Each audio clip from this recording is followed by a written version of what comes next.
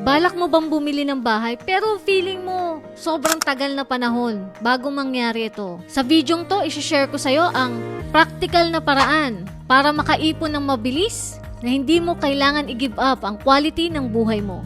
Ito ang way na ginawa ko. Kaya naman nadagdagan pa ang mga units ko. By the way, my name is Len Hagoba. Owner ako ng mga real estate property. Ito muna ang kwento. Nung binabala ko pa lang maipatayo yung duplex unit, sobrang nahirapan ako. Kasi nung time na yon, nagsitaasa ng materyales at labor cost. Pero instead na panghinaan ako ng loob, nagsip ako ng paraan. At ang naisip kong paraan ay ang maglista incoming expenses ko. Una ko nang tinatabi yung savings ko para sa pagpapatayo ng unit. So nakabukod na yung savings ko para sa pagpapatayo ng unit at expenses ko para sa rent, transportation at food. At dahil sa disiplinang yon, nagawa kong mapatapos ang mga units ko. At eto nga yung duplex unit from Unit 1 to Unit 4. Eto na yung mga yon. Yan yung Len Transient House ngayon na located dito sa Lucena City. I-share ko na sa'yo ang tip para makaipon sa practical at mabilis na paraan. Tip number 1. Mag-set ka ng malinaw na goal. Dapat yung realistic na ipon goal mo. Example, ang gusto mong bahay ay worth 3 million at ang hinihingi sa yung down payment ay 200,000.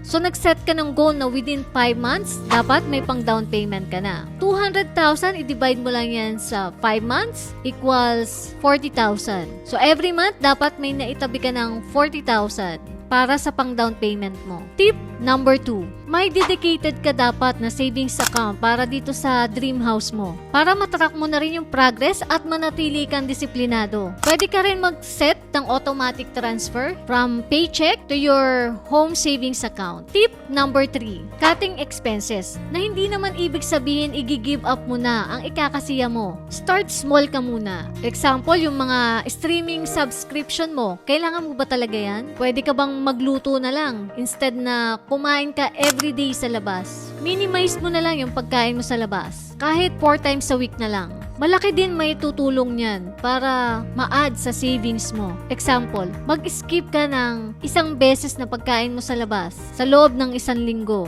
Ang meal mo ay worth 500 pesos. So meaning 500 pesos ang nasisave mo every week. So times 4 mo yan, may 2,000 na nasisave ka every month. So malaking additional yan para sa home savings account mo. Tip number 4. Palakihin mo ang income mo. Kung hindi na enough ang pagtitipid mo, time na para mag-side hustle ka. Pwede kang mag-freelancing, mag-alok ng service mo online. Example, marunong ka mag-video editing. Magbenta ka online ng kahit ano. Or, kausapin mo yung boss mo. Baka naman pwede ka niyang taasan ng sahod. At mag-overtime ka na rin lagi. Tip number 5. Manatili kang motivated. Kahit na pinanghihinaan ka na ng loob. Kasi sa pagkatagal-tagal, bago mapasayo ang dream house mo, lagi mong isipin ang why mo. Bakit ba ginagawa mo ang lahat para makaipon? Imaginin mo na doon ka na nakatira at ng mga taong mahal mo. Yun yung magpupush sa'yo na manatili kang disiplinado at determinadong ma-achieve ang goal mo. Pinaniniwalaan ko na walang imposibleng maabot mo ang pangarap mong bahay. Basta, lagi mo lang gagalingan, sisipagan, at tatalinuhan mo para makapag-acquire ka ng maraming knowledge